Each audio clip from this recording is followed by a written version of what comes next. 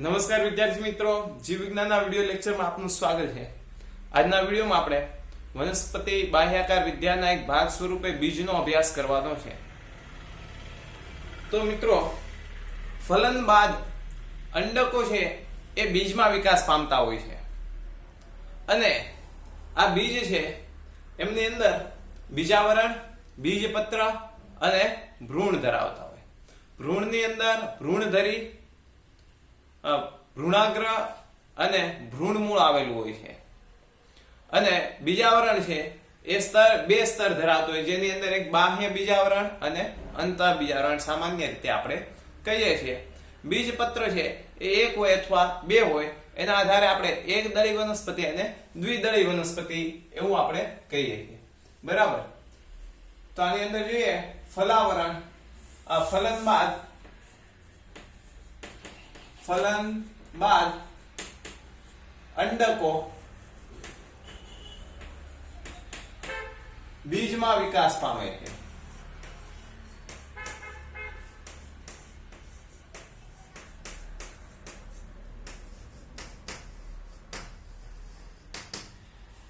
અને આ બીજ છે એ જુદા જુદા ભાગ ધરાવે છે, જેની અંદર એક છે બીજાવરણ,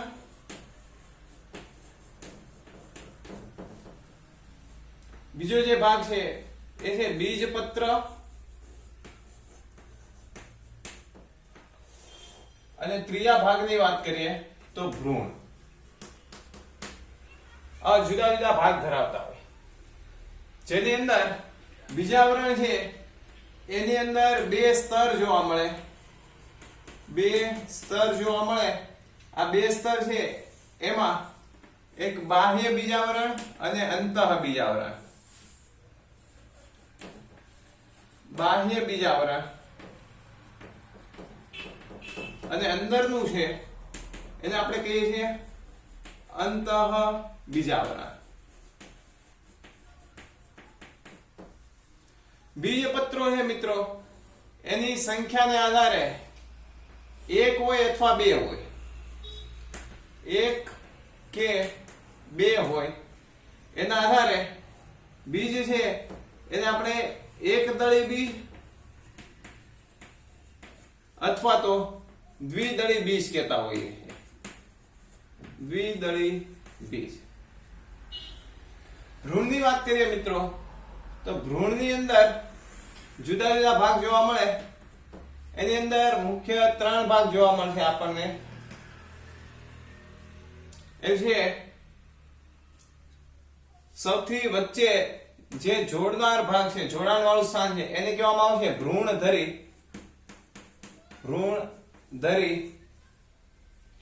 ભ્રૂણધરીની અગ્ર બાજુએ ભ્રૂણાગ્ર આવેલું હોય,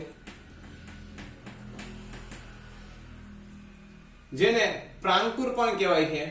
ભ્રૂણાગ્ર અથવા પ્રાંકુર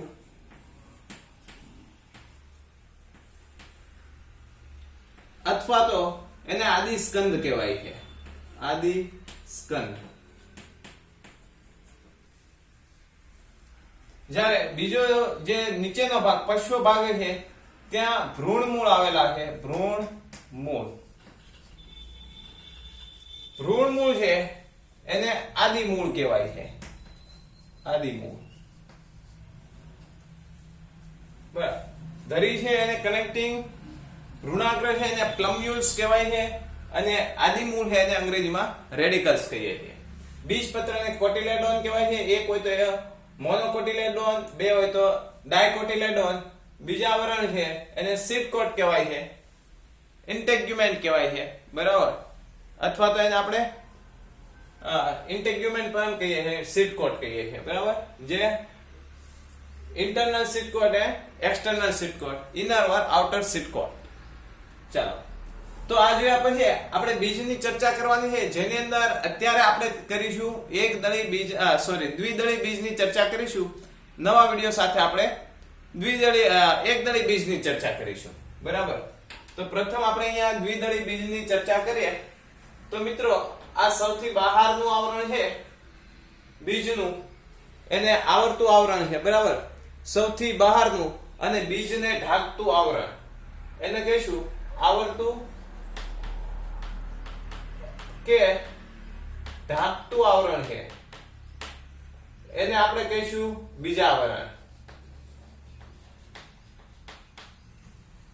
અને અહીંયા વાત કરીએ એ પ્રમાણે એ બે આવરણ ધરાવે છે, એની અંદર અંતઃ બીજાવરણ અને બાહ્ય બીજાવરણ. અંદરનું અંતઃ બીજાવરણ અને બહારનું બાહ્ય બીજાવરણ. ચાલો, આ ઉપરાંત બીજ પર એક ચાઠા જેવી રચના આવેલી છે, જેના દ્વારા બીજ છે એ જરાયુ સાથે જોડાયેલું હોય છે, બીજાવરણ સાથે જોડાયેલું છે. બરાબર, બીજાશય સાથે જોડાયેલું હોય છે, જેને આપણે કહીશું બીજ કેન્દ્ર. આ ચાઠા જેવી રચના છે, જેના દ્વારા બીજ છે એ બીજાવરણ સાથે જોડાયેલું હોય છે, બીજાશય સાથે જોડાયેલું હોય છે, એને આપણે કહીએ છીએ બીજ કેન્દ્ર. એને આપણે શું કહીશું? બીજ કેન્દ્ર અથવા તો નાભી. અંગ્રેજીમાં એને કહીશું હિલમ. બરાબર. આ ઉપરાંત ચાઠાની નજીક એક છિદ્ર આવેલું હોય છે, જેને આપણે કહીએ છીએ બીજ છિદ્ર. આ છિદ્ર આવેલું હોય છે નજીકમાં, એને આપણે કહીએ છીએ બીજ છિદ્ર. તો બાહ્ય રીતે બીજની અંદર આપણને આવી રચના જોવા મળે છે. અંદરની વાત કરીએ આપણે બીજની, તો અંદર બે રચના જોવા મળે છે. એક તો આવા બીજપત્ર અને ભ્રૂણ. અંદર છે આવી બે રચના જોવા મળે, એમાંથી એક બીજપત્ર અને આખે આખું છે ભ્રૂણ. એમાં ભ્રૂણની વાત કરીએ આપણે, તો ભ્રૂણ છે એ જુદી જુદી રચના ધરાવતું હોય, જેની અંદર અગ્રભાગ છે, આ અગ્રભાગ, એને આપણે કહીશું ભ્રૂણાગ્ર. અને પશ્વ ભાગ છે, એને આપણે કહીશું ભ્રૂણ મૂળ.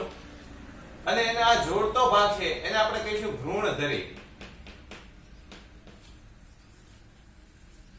બીજપત્ર છે એ શુષ્ક હોય અથવા માસલ હોય. બરાબર, બીજપત્ર છે શુષ્ક હોય કે માસલ હોય.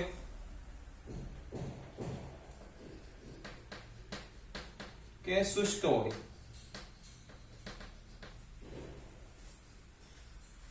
જેની અંદર ખોરાકનો જો બીજપત્રો માસલ હોય તો એની અંદર ખોરાકનો સંચય થયેલો હોય છે, ખોરાક સંચિત થઈને એ ભરેલું હોય છે. માસલ બીજપત્ર છે એ ખોરાક સંચય કરીને ભરેલું હોય છે, સંચિત ખોરાકથી ભરેલું હોય છે. અને બીજ છે, કેટલાક બીજની અંદર જેમ કે એરંડાની વાત કરીએ દ્વિદળીમાં, તો એની અંદર બેવડા ફલનને લીધે ભ્રૂણકોષનું નિર્માણ થાય. બરાબર, અહીંયા યાદ રાખજો કે બેવડા ફલનને લીધે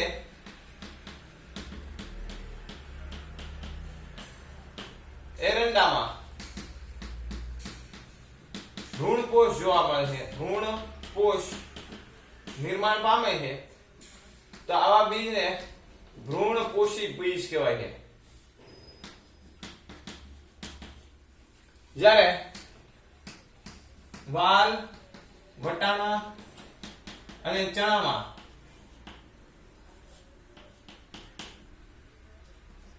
ભ્રૂણકોષ જોવા મળતું નથી, એને આપણે કહીશું અભ્રૂણકોષી. ચલો ખ્યાલ આવ્યો? તો આ થયું દ્વિદળી બીજ. જો દ્વિદળી બીજની વાત કરીએ આપણે, તો અહીંયા લખું જેટલું આવે એટલું, બરાબર, ગોઠવાય. તો દ્વિદળી બીજ છે એને સૌથી બહારનું અથવા તો બીજને ઢાંકતું, બહારનું કે બીજને ઢાંકતું બીજાવરણ કહેવાય. બીજાવરણ આવેલું હોય છે. અને બીજાવરણ પર નાભી કે બીજ કેન્દ્ર, જે બીજાવરણ પર ચાઠા જેવી રચના હોય એ રચના આવેલી હોય છે. બીજાવરણ પર ચાઠા જેવી રચના આવેલી હોય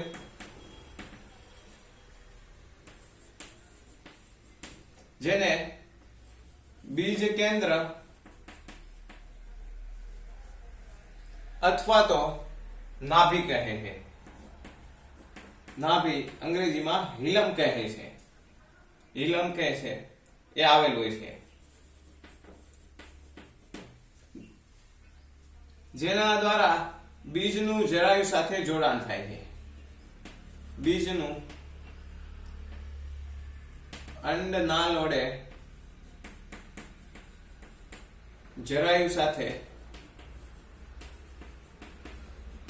જોડાણ થયેલું હોય. આ ઉપરાંત આપણે વાત કરીએ તો નાભી નજીક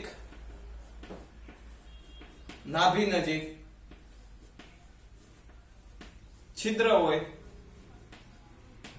એને બીજ છિદ્ર કહેવાય. અંગ્રેજીમાં એને માઇક્રોપાઇલ કહીએ છીએ આપણે, બરાબર. ઉપરાંત બીજની અંદર વાત કરીએ આપણે તો અંદર બીજપત્ર અને અંદર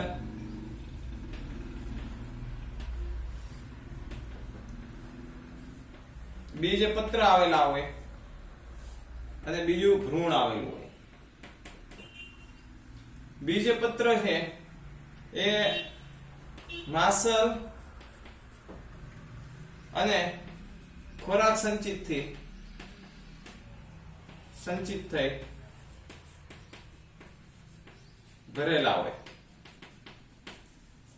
ભ્રૂણ છે એની અંદર 3 રચના જોવા મળે: ભ્રૂણાગ્ર, ભ્રૂણધરી અને ભ્રૂણ મૂળ.